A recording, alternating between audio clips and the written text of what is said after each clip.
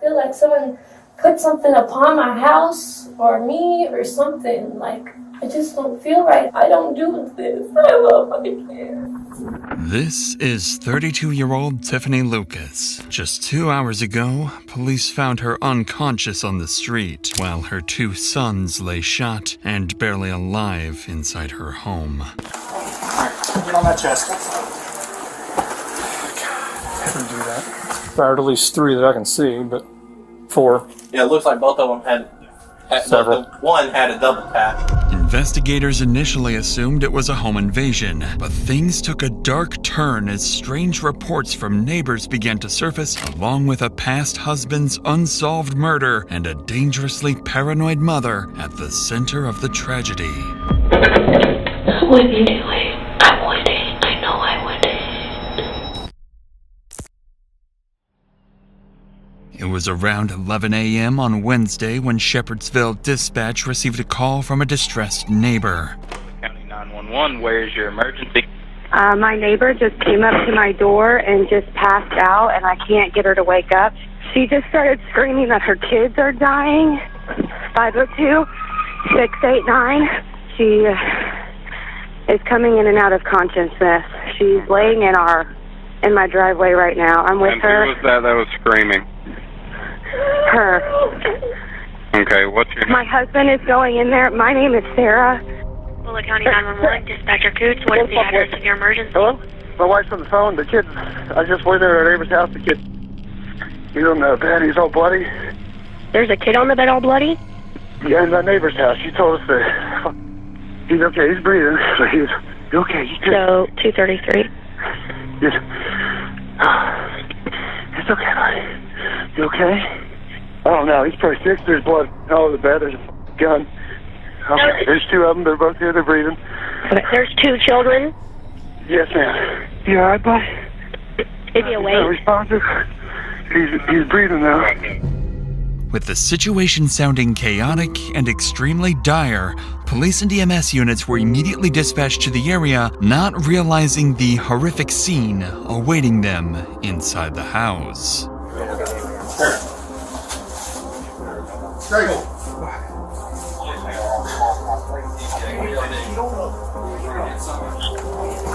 Get on that chest. I didn't do that. There you go. Where's... Getting your work on stuff, buddy. Where's the Pause compression. He's still breathing. Okay. Needle. Inside the home, first responders found 2 boys, 6-year-old Maurice and 9-year-old Jaden, both critically wounded, struggling to breathe after suffering multiple gunshots. Alright. Stretcher. Right outside the door.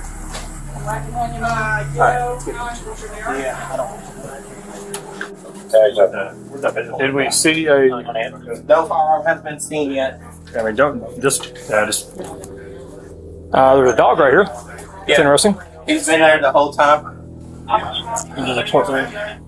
Fired at least 3 that I can see, but 4. Yeah, it looks like both of them had Several. One had a double tap. Okay. The one I had only seen one looked like it went in the back and out the front. Okay, well, she's got... There's 4 shots for sure that I can see. Take him somewhere. He's not here. Come here. Come here. It's okay. It's okay. Come here. It's okay. Shh, come here.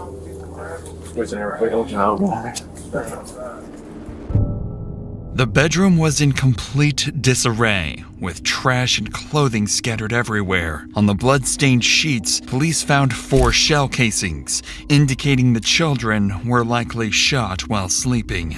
Officers also discovered a gun hidden beneath the pillows and no evidence pointing to a break-in or a home invasion. Naturally, suspicion quickly shifted towards the children's mother, 32-year-old Tiffany Lucas. It was Tiffany herself who indirectly triggered the 911 call, wandering over to a neighbor's home and collapsing in their front yard. Given the strange circumstances, officers detained Tiffany just outside the house, finding her semi-unconscious and soaked in her own urine. She's conscious. She's conscious. Yeah. 1, 2, 3.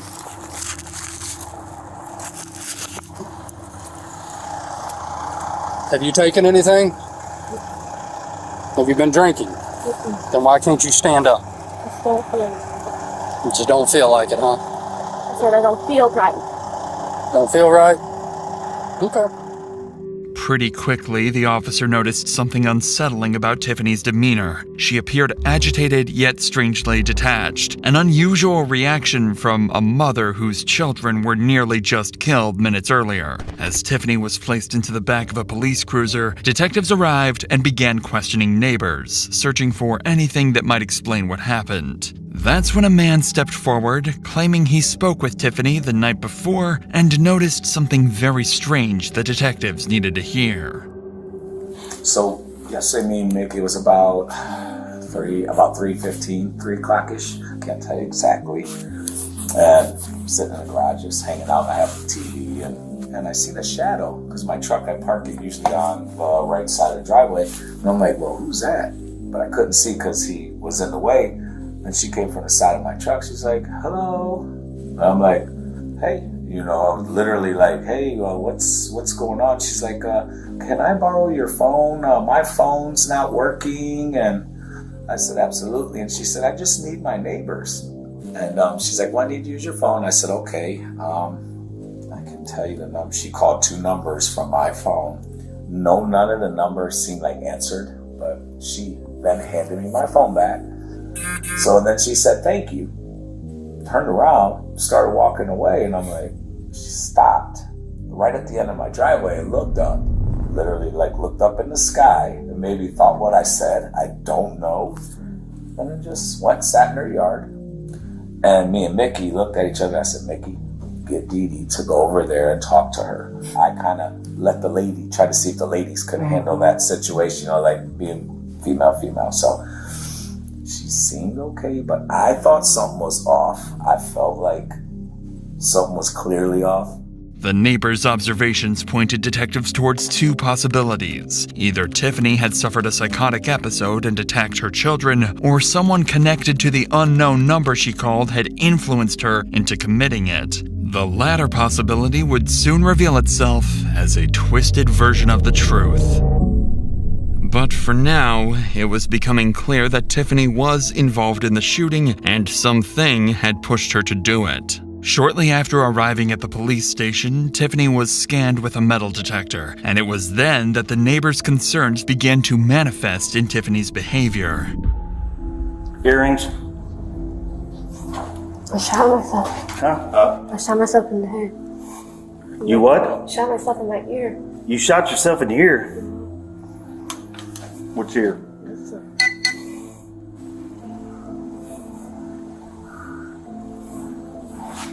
I don't see anything.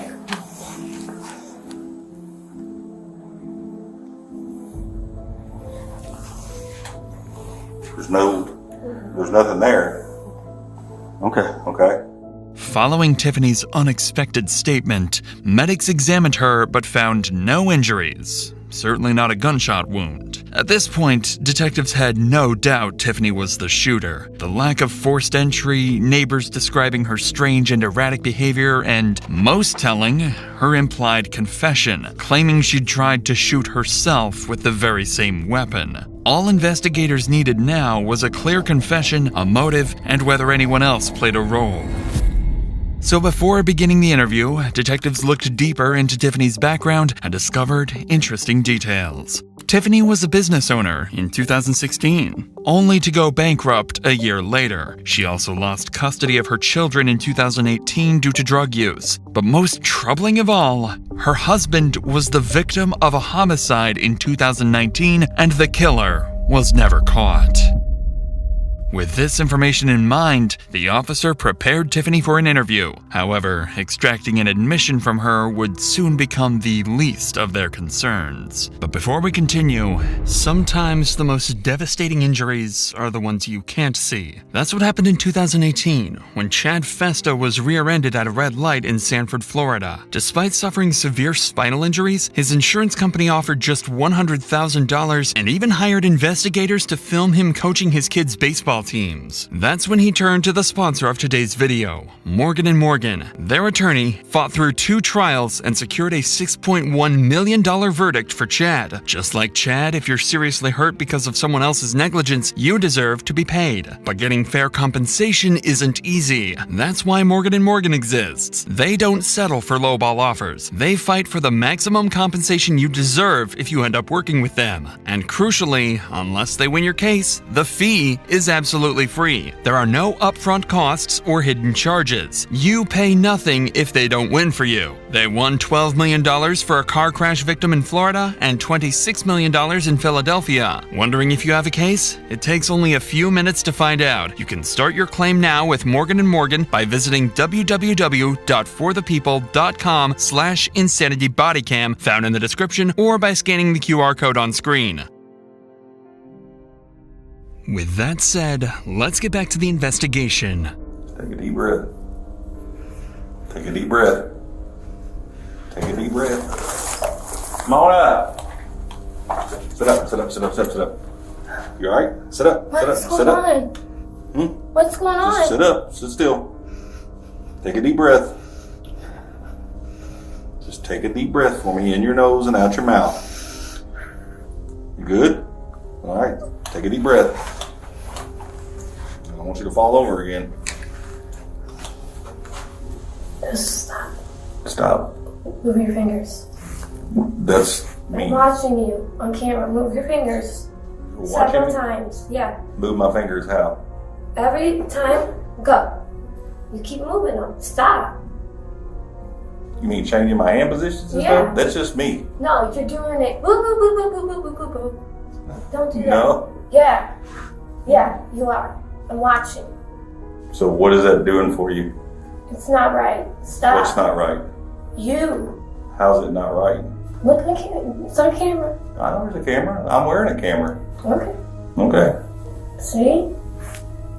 I don't sit still. Yeah. Every time a noise is in the background, your fingers are moving. I move. That's what I do. I don't sit To still. every sound you move, Mm-hmm. to every footstep that you hear, Mm-hmm. you move your fingers. I'm not an idle person. I don't move around. I So don't you sit walk to still. other people's footsteps then, because that's what you're doing. Mm-hmm. You're walking to everyone else's. How do you know that? How do I know what? Other people's steps. Because I hear them out there. By now, Tiffany's behavior was becoming increasingly odd. She was paranoid and disturbingly indifferent towards her hospitalized children, not once even asking about their condition. But as the detective entered the interview room, he had no idea just how unhinged and bizarre her behavior was about to get. See, as soon as you walked in. Do-do-do-do-do. Why is it doing that? My phone. As soon as you walk in the door? That's weird, right? It's weird. It's weird. As soon as people walk, sounds, that's not right. Let me shut this. See? Let me shut this. It's not right. See? Not for right now. Every time I say something, your phone's going off. Believe me, I wish it wasn't going off. Well, I'm going to talk to you today about what happened earlier, okay? But can you tell me a little bit about yourself? I mean, where are you from, or where you grew up, or anything like that? I know I look crazy, but I'm not. Huh? So I know I look crazy, but I'm not crazy. I don't think you look crazy. I'm just trying to, if I'm going to talk to someone, I'd rather know who they are. You know, I can tell you a little bit about me. I love my children. You tell me a little bit about you. Okay. I love my children. I love my boys so much. I wouldn't hurt them, but I just feel like I felt back and I was letting them play the video games and I wasn't like focusing how I was supposed to, you know, and they get that video game and the YouTube and the kids, it just messes their minds up to where people can manipulate their parents or do whatever they want. And I feel like someone put something upon my house or me or something, like I just don't feel right. I'm not, like it's been, I don't do this. I love my kids.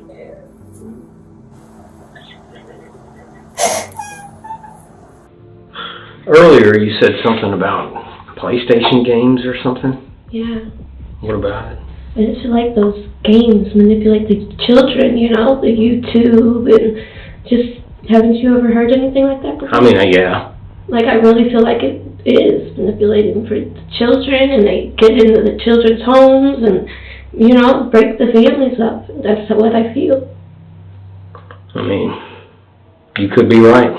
I am right. Yeah. And I know I'm right. Yeah. And you do too. Yeah. You do. I mean, you just know. The stuff that's on the internet that you have access to now is it's terrible. It's terrible for the kids, and they need to stop. Like, my kids are beautiful angels, you know, and Tiffany's bizarre claims of mind control and paranoia towards technology was a sign that there might be deeper, more disturbing motives behind the shooting. The detective was quickly realizing he was dealing with someone whose mental state was deteriorating by the minute. He needed to find a way to extract an admission from Tiffany and uncover the real reason behind the attack before things got even more unpredictable. But before he could press further, Tiffany unexpectedly introduced another person into the story, someone she insisted was directly responsible for what had happened. Were they misbehaving earlier? No. No? They're perfect. They are? Do you know what happened to them today? Mm-hmm. Can you talk to me about that? I just did. I just did.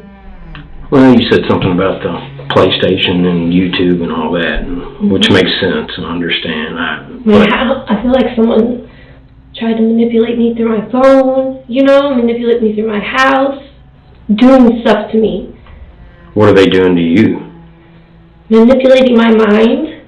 Parker Borders. His name is Parker Borders. What about him? He lives in Bardstown, and I'm pretty sure he's been manipulating my mind for like 3 years. Really? Through my phone, putting up things in my house, like real evil, dark, weird stuff, like trying to... Like trying to get you to do things? Yeah, like alter my mind, like completely like flip me, like I'm a woman of God, I don't do... Yeah. You don't hurt your children, you protect them, and I feel like I have to protect my children. Right. I would never do something like this unless someone manipulated me.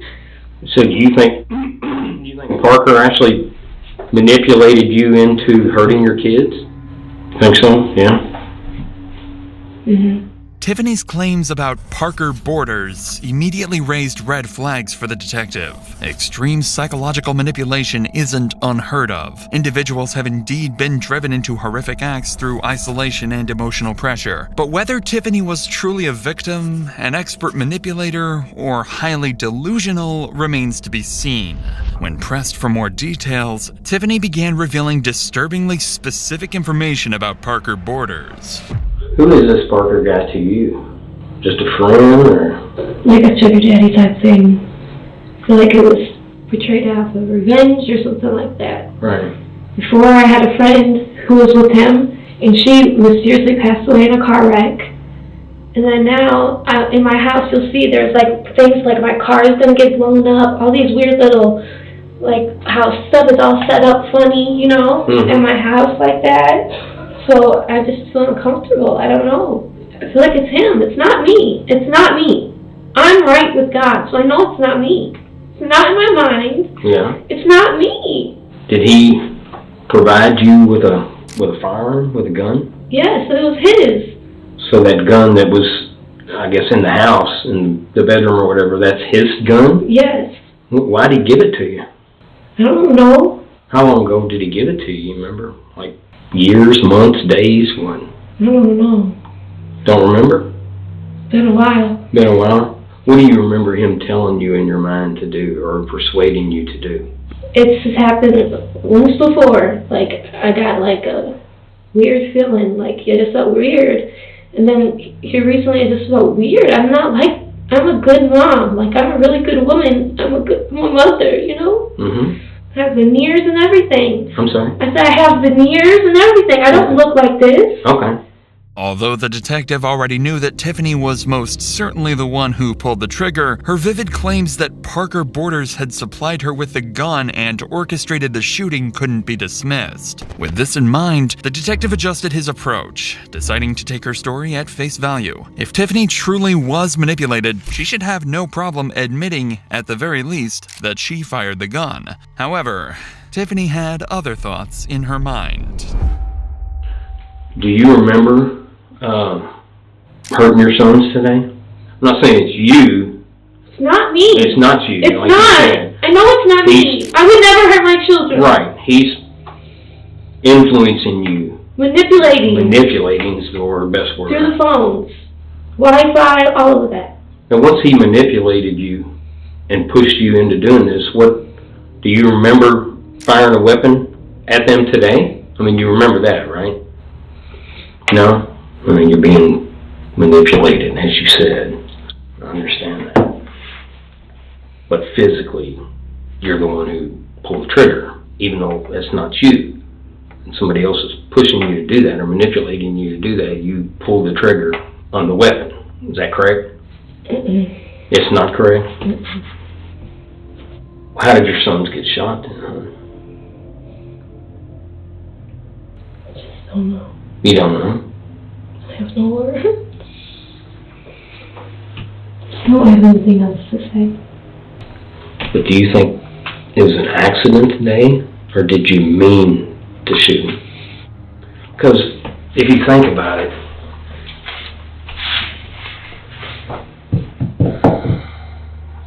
really, if you think about it, there were only, I guess, two ways of thinking on something like that. That it's an accident, you didn't want to hurt him, you didn't mean to hurt him, or you're the bad mom who wants to hurt him. Sorry, it's too late on the wall. I don't think you're the bad mom that wanted to hurt him. So you think it was, which one? Do you think it was an accident that you hurt him today? I know it's a rough question, but I gotta ask, you know. Accident? I would hope so. I just can't talk. Take a minute, alright? Get your breath. I don't want to talk anymore. I don't have nothing else to say. Okay. Even though she initially denied pulling the trigger, Tiffany eventually admitted that the shooting was an accident. Following her admission, Tiffany refused to talk further, leaving investigators uncertain about her true motive behind the shooting and if her claims about Parker Borders were real or just illusions. Fingerprint analysis revealed only Tiffany's prints on the weapon, confirming that she was the sole handler and directly implicating her in the crime. Additionally, police found no evidence supporting the existence of Parker Borders or the friend allegedly killed in a car accident, leading detectives to conclude both were likely constructs of Tiffany's mind. After her arrest, Tiffany said she had struggled with opioid addiction for nearly 10 years, starting after she was prescribed painkillers for dental work. As her condition worsened, she turned to fentanyl and became increasingly paranoid, convinced that she and her children were being watched and targeted by a human trafficking ring. Detectives later learned she had been off drugs for 10 days, likely worsening her hallucinations. Believing she was protecting her children, she shot both sons, then tried to shoot herself, but the gun had jammed, which explains her earlier claim of being shot during a metal scan. As for her children, despite the medics' best efforts, Jaden and Maurice would tragically pass away from their injuries. Additionally, Tiffany was never linked to her husband's murder, and it remains unsolved to this day. On November 22, 2024, she pleaded guilty to killing her 2 children. She received 2 consecutive life sentences and will be eligible for parole in 2043.